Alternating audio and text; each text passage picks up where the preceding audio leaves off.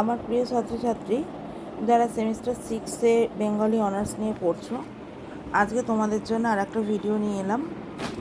এই ভিডিওটা হচ্ছে CC15 পেপারের মডিউল 3 ডায়েরি, ঠিক আছে, যেখানে সমালোচনা সাহিত্যর বিভাগে ডায়েরিটা আছে।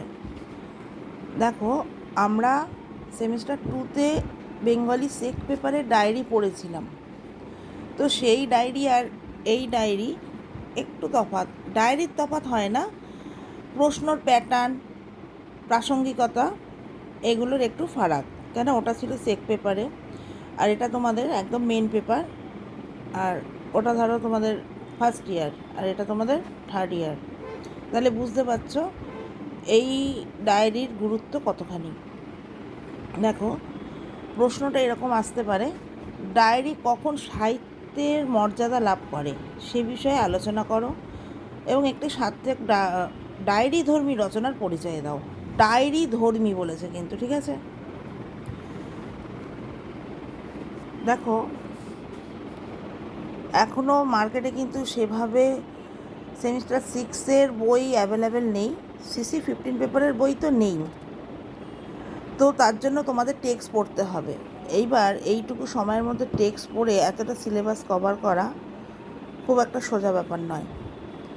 তা আমি যতটা পাচ্ছি তোমাদেরকে হেল্প করার জন্য করছি। তোমরা দেখতে পাচ্ছ স্ক্রিনে যে নোটটা উঠছে, তোমরা স্ক্রল করে করে লিখে নিতে পারো বা চোখ বোলাই নিতে পারো। তবে আমি বলবো এখন থেকে একটু একটু করে চোখ বোলাতে লাগো, কেন কি জুন মাসে তোমাদের এক্সাম, তখন অনেকটা চাপ হয়ে যাবে। 3টে পেপার এবং তার 3টে করে ভাগ আছে। দেখো, প্রথমে একটা কোড দিয়ে শুরু করবে, অবশ্যই রবীন্দ্রনাথ ঠাকুরের পত্রধারা থেকে আমি কোডটা দিয়েছি। কথা খাওয়ার অভ্যাস যাদের মজ্জাগত, কোথাও কৌতূহলের একটু ধাক্কাতেই মুখ খুলে যায়। তো যাদের কথা বলার স্বভাব আছে না, ধরো কোথাও একটু হাসির কথা হলো বা কিছু, তাদের কিউরিসিটিটা প্রকাশ পায়, কিন্তু সবসময় সেই কথা বলা হয় তাও নয়। অনেকেরই লাউড স্পিকারে চড়িয়ে থাকে, ব্রডকাস্ট করা হয় না, মানে ভাবে বলবে কিন্তু বলে উঠতে পারে না। ভিড়ের আড়ালে সেই স্রোত কখনো কখনো মুক্তি পায় সাদা পাতায়। সাদা পাতা মানে খাতার পাতা, ডায়েরি পাতা, সেখানে তারা লিখে রাখে ডায়েরি বা দিনপঞ্জি।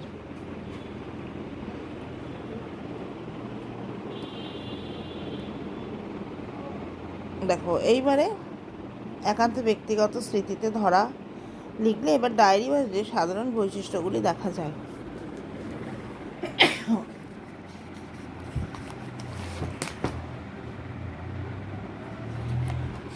আমাদের এখানে অনলাইন অফলাইন ক্লাস চলছে, তোমাদের যাদের মনে হয় অ্যাডমিশন নেওয়ার প্রয়োজন নিতে পারো। দূরত্বটা কোনো ব্যাপার নয়, তোমাদের মুখ্য হচ্ছে ক্লাসগুলো অ্যাটেন্ড করা এবং স্টাডি মেটেরিয়ালসগুলোকে জোগাড় করা। তোমরা যদি চাও স্টাডি মেটেরিয়ালস নিতে, খুব স্বল্প মূল্যে তোমরা আমাদের এখান থেকে পেয়ে যাবে।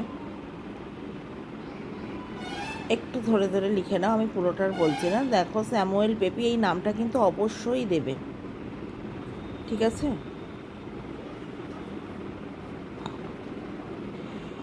এই নোটটা বিভিন্ন রকম জায়গা থেকে নিয়ে লেখা, তাই জন্য খাতায় লেখা হয়েছে, এখনও অবধি প্রিন্ট করা হয়নি। এর মধ্যে ছোট প্রশ্নগুলোও কোট করে করা আছে।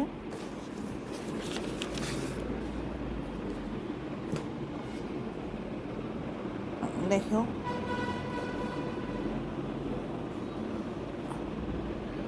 আচ্ছা, দেখো,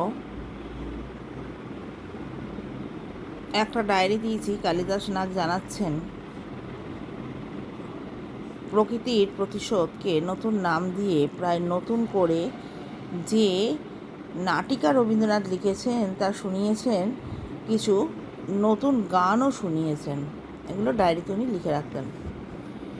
এখানে দেখো, লাল ব্র্যাকেট দেখতে পাচ্ছ, এখানে দেখো, দেখতে পাচ্ছ? আর আগে একটা লাল ব্র্যাকেট আছে, দেখো এইখানে,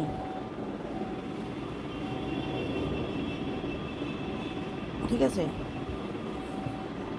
এরকম এখানে, এটা শেষ এখানে, দেখো এখানে, এখানে দেখো, সব কিন্তু সব পয়েন্টগুলো কিন্তু ধরা হয়নি। তো এখানে আমি একটা নোট করে দিচ্ছি, দেখো, ডায়েরি যদি শর্ট কোশ্চেন আসে তবে এই ব্র্যাকেট দেয়া প্যারাগুলো লিখতে হবে। ক্লিয়ার? বড় প্রশ্নে পুরোটাই লিখবে। যদি শর্ট প্রশ্ন আসে, শর্ট মানে 5 নম্বর বা লেজুর প্রশ্ন হিসেবে, ওই কোট কোট করে যাই হোক না কেন তোমাকে পুরোটাই পড়তে হবে। সহজ সরল ভাষায় একদম লেখা। আমাদের এখানে নোটে কোনো ভারী ভাষা দেয়া থাকে না, যাতে তোমরা ভালোভাবে পড়ে আত্মীকরণ করে একটু নাম্বার পাও, সেটাই আমাদের লক্ষ্য। আর তোমরা যদি চ্যানেলটির এই ভিডিওকে একটা লাইক দিয়ে চ্যানেলটা সাবস্ক্রাইব করো, তাহলে আগ্রহটা পাই তোমাদের জন্য নোট করবার।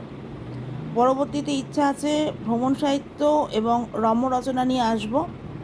সাথে থেকো, পাশে থেকো।